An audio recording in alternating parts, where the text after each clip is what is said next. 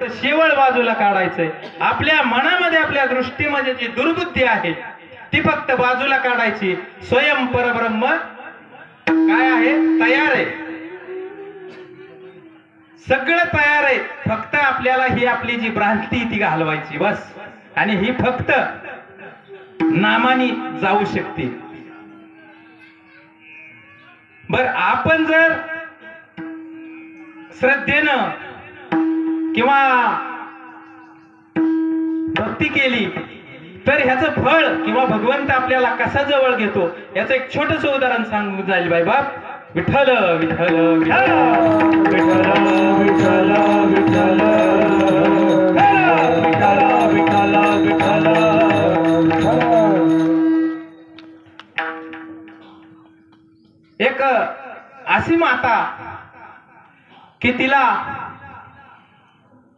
4 मुलं छोटी छोटी. मालकाचं निधन झालेलं आहे मायबाप आणि ही एकटीच आहे मावली.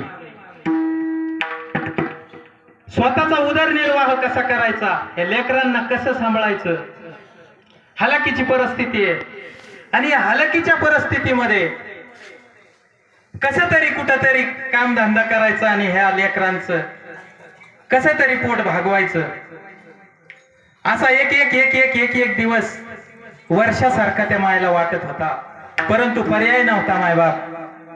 हा दिवस कसा तरी ढकलून आपल्याला पुढे जायचंय.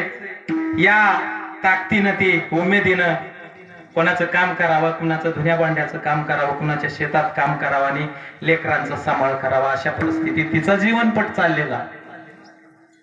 एक दिवस असा आला मायबाप, 1 दिवस गेला, 2 दिवस गेले, 3 दिवस गेले, पण या मायच्या आणि लेकरांच्या पोटाला अन्न मिळालं नाही मायबाप.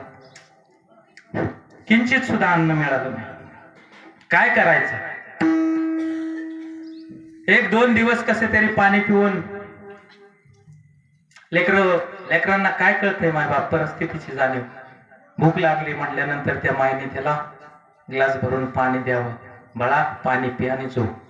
अशा परिस्थितीमध्ये एक दिवस ती शेजारी, थोडीशी बऱ्यापैकी जुन्या काळामधली गोष्ट सांगतोय मायबाप, अशी एका माऊलीला दया आली आणि ती 2 दिवस लेकरं उपवासी आहेत म्हणून विनंती केली. तेव्हा त्या मायला एक वंजळभर पीठ दिलं.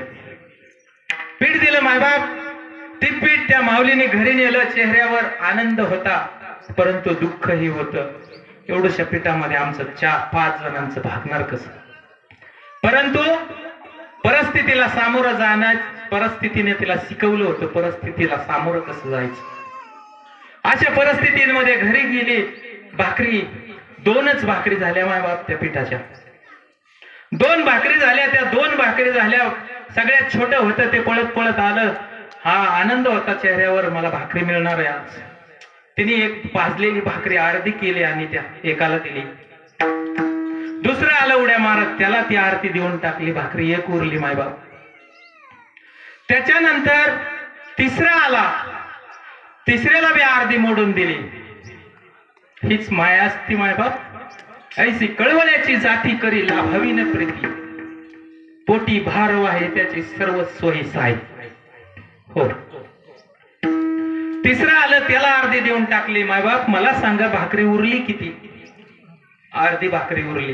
पण एक मुलगा बाकी आहे ना, 4था. तो आला. आईने ती भाकरी उचलली आणि त्याच्या हातामध्ये देऊन टाकली. पण तो मुलगा हुशार होता. त्याने आईचं अंतःकरण जाणून घेतलं मायबाप. म्हणूनच सांगितलंय जाण त्याने गुरु भजीचे. त्याने जाणून घेतलं की माझी माय सुद्धा 4 दिवस झालं उपवासी. त्या मुलांनी त्या अर्ध्या भाकरीचे 2 भाग केले. 1 भाग आई हातात दिला आणि 1 भाग स्वतःकडे घेतला मायबाप. आईने त्याला जवळ घेतलं, कुरवळलं, पोटोशी धरलं. काय धरलं हो मायबाप? आईचं अंतःकरण त्याने जाणून घेतलं. जाणतेने गुरु भजीजे. मग जाणून कुठली गोष्ट जर केली तर भगवंत सुद्धा, भगवंताला आपण जाणून घेतलं तर भगवंत सुद्धा आपल्याला जवळ घेतल्याशिवाय राहणार नाही मायबाप. म्हणून कुठली बी गोष्ट करत असताना जाणून करायचं. मी कोणी मोठा कीर्तनकार नाही माय बाप,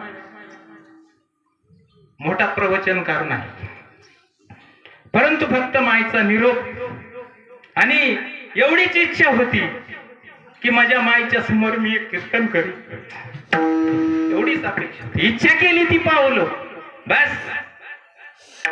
परत मला कोणी बोलवेल का नाही, माझं कीर्तन कुठं होईल का नाही मला अपेक्षा. परंतु माझ्या बाबांनी, श्रीपाद बाबांनी, रामदास बाबांनी जो मार्ग पुढे जाऊन गेला, जो मार्ग पुढे दाखवला, त्या मार्गाने फक्त आपण चालत राहिलं ना, तो मुक्कामाला गेल्याशिवाय राहणार नाही माझ्या. आणि मग एवढंच सांगायचंय, परमार्थ परमार्थ परमार्थ म्हणजे परमार्थ काय, दुसरी गोष्ट आहे परमार्थ. ह्या गोष्टी आपल्याला जाणून घ्यायच्यात आणि आपली आपण सोडवून करून घ्यायची, यालाच परमार्थ म्हणतात. ह्याच्यापेक्षा वेगळा जर असेल तर माय बाप माफ करा, मला तू माहित नाही.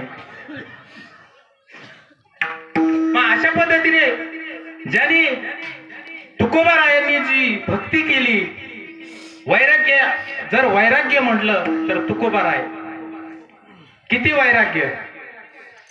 आणि आपण बघा, सहज एखादा आपल्या आयुष्यामध्ये, आपल्या घरामध्ये छोटासा दुःखाचा प्रसंग येऊ द्या, आपण लगेच हलबडून जातो माय बाप.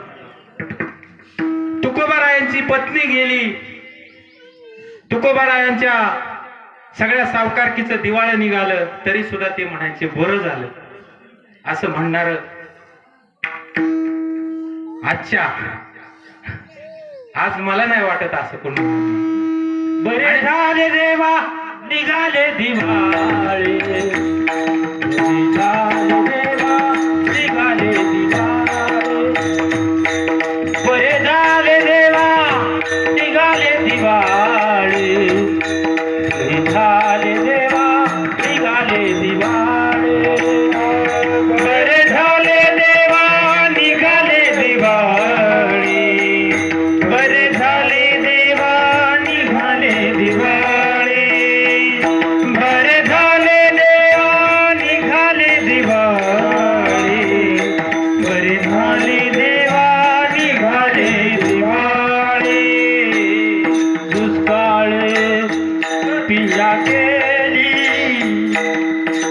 करिया दुष्काळे पिया केली, करिया दुष्काळे पिया केली, करिया दुष्काळे पिया केली, करिया दुष्काळे पिया केली,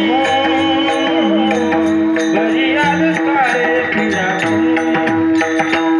बरे झाले देवा निघाले दिवाळे, बरे झाले देवा निघाले दिवाळे, बरे झाले देवा निघाले दिवाळे, बरे झाले देवा निघाले दिवाळे,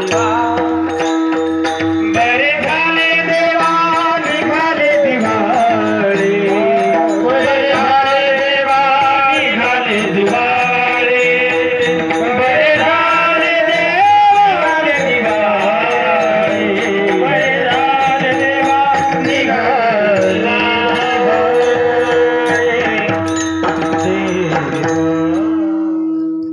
या संताच्या कृपेने आपल्याला जे भगवंताची भक्ती कळाली, आणि या भगवंताचं एकदा अगदी गोड मुखानं नामस्मरण करा, हाताने टाळी वाजवा, मुखानं भजन करा. विठोबा